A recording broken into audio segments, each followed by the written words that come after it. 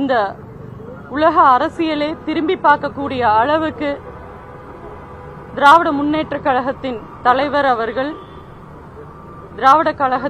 திராவிட முன்னேற்ற கழகத்தில் முதல் முறையாக மாணவரணியில் பெண் செயலாளர் அவர்களை நியமித்தமைக்கு இந்த நேரத்தில் நன்றி தெரிவித்துக் கொள்கின்றேன்.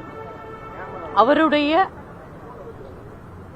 மூச்சுக்காற்றை அறிந்து மாணவரணி சிறப்பாக செயல்படும் என்று இந்த நேரத்தில் தெரிவித்துக் கொள்கின்றோம். தேர்தல் முன்னெடுப்பில் இருக்கும் இந்த காலகட்டத்தில் மாணவரணி மாவட்ட அமைப்பாளர்கள், துணை அமைப்பாளர்கள் தேர்தல் பணியை தீவிரமாக செயல்படுத்துவார்கள்.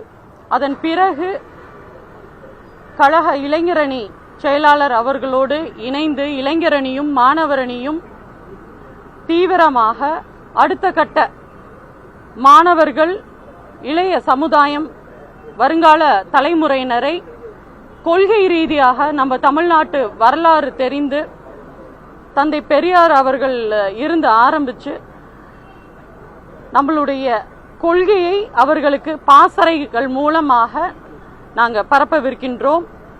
அப்போ கலைஞர் அவர்கள் பால்வாடி மற்றும் குழந்தைகளுக்கு பாத்தீங்க அப்படின்னா பெண் ஆசிரியர்களே நியமிக்க வேண்டும் என்றார். அதுபோல மாணவர்களுக்கும் இளைய சமுதாயத்தினருக்கும் ஒரு பெண் செயலாளர் நியமித்து ஒரு பெரும் பொறுப்பை கொடுத்திருக்கிறார். இது பொறுப்பாக மட்டும் அல்லாமல் இது ஒரு பெரும் கடமையாக உணர்ந்து எங்களுடைய மாணவரணியின் பணி இருக்கும் என்று இந்த நேரத்தில் தெரிவித்துக் கொள்கின்றேன்.